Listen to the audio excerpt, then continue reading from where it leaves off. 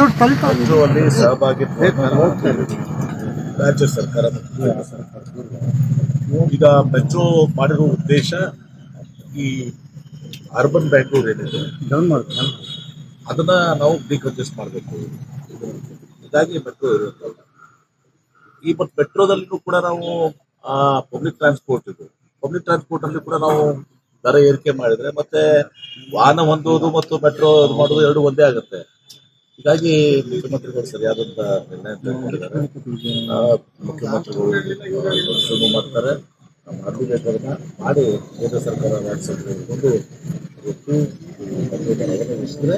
ಅದು ಜನಸಾಮಾನ್ಯರಿಗೆ ವಿಶೇಷವಾಗಿ ಕೆಲಸ ಮಾಡುವಂಥ ಜನರಿಗೆ ಎಲ್ಲರೂ ಕೂಡ ಮತ್ತೆ ಈ ಒತ್ತಡ ಬೆಂಗಳೂರು ಮೇಲೆ ಒತ್ತಡ ಆಗಿ ಬೆಂಗಳೂರಲ್ಲಿ ಒತ್ತಡ ಕಡಿಮೆ ಆಗಬೇಕಂದ್ರೆ metro suburban railway peripheral ring road ಎಲ್ಲ ಇನ್ಫ್ರಾಸ್ಟ್ರಕ್ಚರ್ ಕೂಡ ಆಗ್ಬೇಕಾಗ್ತದೆ. ನಾವು ಒಳ್ಳೆ ನಿರ್ಧಾರ ನೋಡಿ, ಅದು ಕುರಿತು ಚರ್ಚೆ ಮಾಡಬೇಕಾಗ್ತದೆ. ರಾಜ್ಯ ಸರ್ಕಾರ ಕೇಂದ್ರ ಸರ್ಕಾರ ಕೂತ್ಕೊಂಡು ದಿವಸ ಚರ್ಚೆ ಮಾಡಿ ಮೆಟ್ರೋಗೆ ಅಂಗಡಿ ಇದ್ದಾರೆ ಕೂತ್ಕೊಂಡು ಚರ್ಚೆ ಮಾಡಿ ಒಟ್ಟಾರೆ ಎರಡೂ ಸರ್ಕಾರಗಳು ಜನರ ಮೇಲೆ ಹೊರೆ ಆಗುವಂಥ ಕೆಲಸ ಆಗ್ತಾ ಇರ್ತದೆ. ಅದಕ್ಕೆ ಮುಖ್ಯಮಂತ್ರಿಗಳು ಹೇಳಿದ್ದಾರೆ. ಮುಖ್ಯಮಂತ್ರಿ ತಮ್ಮ ರಾಜ್ಯದ ಭಾಗವನ್ನು ಅವ್ರು ಹೇಳಿದ್ದಾರೆ. ಇದಾದ್ಮೇಲೂ ಕೂಡ ತೇಜಸ್ವಿ ಸೂರ್ಯ ಅವರು ರಾಜಕಾರಣ ಮಾಡಬೇಕಾಗಿದ್ರೆ ಅವರು ಇವ್ರು ಏನು ಮುಖ್ಯಮಂತ್ರಿಗಳು ಮಾಡಿದ್ರೆ ಅದನ್ನ ತೇಜಸ್ವಿ ಕೂಡ ಮಾಡಲಿ. ತೇಜಸ್ವಿ ಸೂರ್ಯ ಹೇಳ್ತಾರೆ, ಮುಖ್ಯಮಂತ್ರಿಗಳು ಏನು ಹೇಳಿದ್ದಾರೆ, ನಾವು ರಾಜ್ಯ ಸರ್ಕಾರ ಉಳಿಸಬೇಕು. ಮುಖ್ಯಮಂತ್ರಿ ಹೇಳಿಕೆಯನ್ನು ತೆಗೆದುಹೋಗ್ತಾರೆ.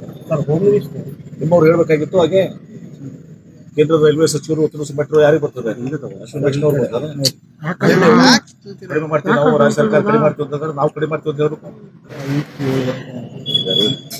ಹೋಮ್ ಮಿನಿಸ್ಟ್ರಿ ಈಗ ಇದೆಲ್ಲವೂ ಕೂಡ ನೋಡಿ, ದೇವರಾಜ ಅವರು 10 ವರ್ಷ ಆಗಿದೆ, 7 ವರ್ಷ ಆಗಿದೆ ಮುಖ್ಯಮಂತ್ರಿಗಳು. ಈಗ 7 ವರ್ಷ ಬಂತು. ಮುಖ್ಯಮಂತ್ರಿಗಳು 7 ವರ್ಷಕ್ಕೆ 10 ವರ್ಷ ಆಗ್ತಾರೆ ಪೂರ್ಣಾವಧಿ. ಯಾರೋ ಅದನ್ನ ಮಾಡಿದ್ರು ಹೈಕಮಾಂಡ್ ಒಂದು ಸಹ ನಮ್ಮಲ್ಲಿ ಅಧಿಕೃತ ಹೈಕಮಾಂಡ್ ಏನು ಹೇಳ್ತಾರೋ ಅದು ಅಂತಿಮ.